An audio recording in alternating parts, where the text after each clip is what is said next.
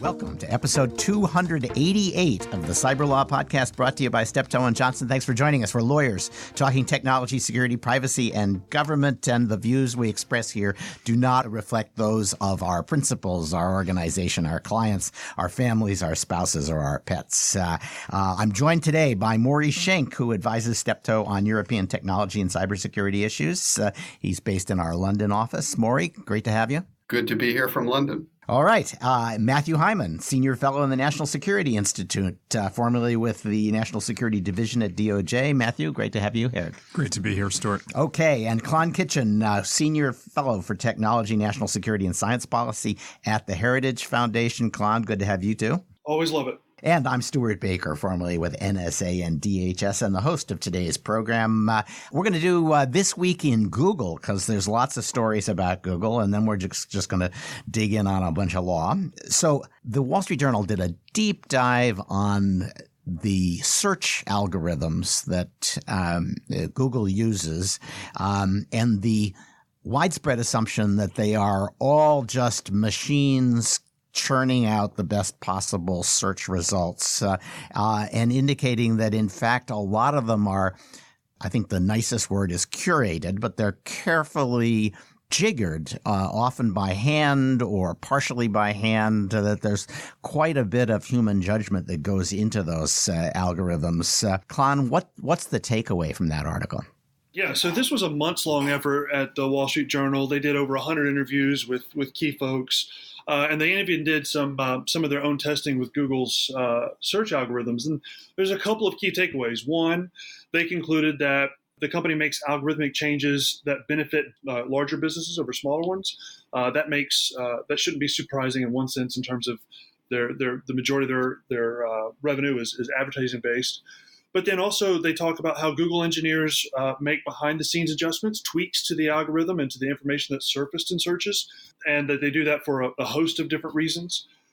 Despite the kind of public persona of Google really not being in the game of choosing winners and losers, they absolutely keep blacklists to remove certain sites and prevent others from surfacing during certain types of search. Their autocomplete function. So like when you go into the search bar and you start typing things out, you know how Google kind of predicts what you're looking for. Yep. Even that is shaped by the engineers and what should be returned. And it even goes into some real differences of an opinion and of approach within Google's executive team, even by its founders, in terms of how Google would approach search, how it would approach search returns, and the way that they would talk about that thing publicly. So the best story was the one where search policy was determined at the urinal by the CEO, Larry Page, basically overriding Sergey Brin's inclinations. The bias toward large companies is explained as aimed at making sure that these are responsible companies that are getting flagged, that their products are likely to actually have support, things like that. Those are the justifications, if I remember, that Google gives. Yeah, well, so that's the thing, is like all of these decisions, there can be at least a rational explanation for many of them. So in terms of trying to prevent, some of the worst things on the internet from popping up on the top of the list, even if it's one of the most popular kind of searches or intended results, there's a rationale for that. The problem is that so many of these choices and so much of these details fly in the face of the public persona that the company continually puts out there, and where, when Congress and others come to them and say, listen, you got to be careful about this, you need to be smart about this, it's always, well, it's the algorithms. Yeah. And what we're discovering is it's not just the algorithms, that there's quite a heavy hand on the till here, and the Wall Street Journal is showing that.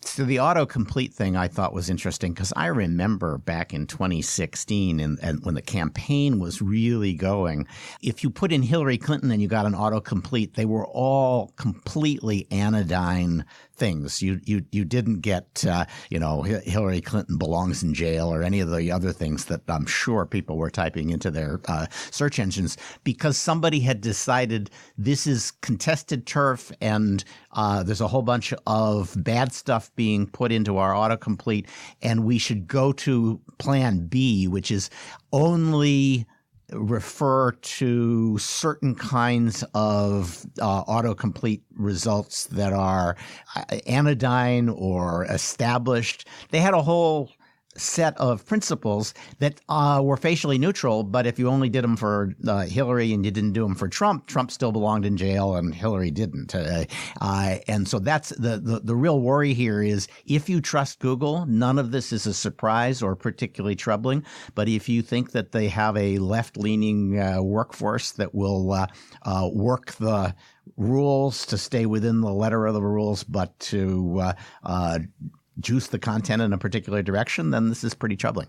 Yeah, and so this actually fits into a broader initiative that Google's been rolling out called AI fairness that goes into this idea. So they've been clear in some of their internal documents about how if they feel like search results on a given issue are insufficiently complete or insufficiently fair, and whatever their determination of what fair is, then they will prioritize or weight certain results so that the conversation becomes more fair as it appears in their eyes. Right. This is one of my big worries in all of these things is people say, oh, the machine did that. And so you can't argue with it.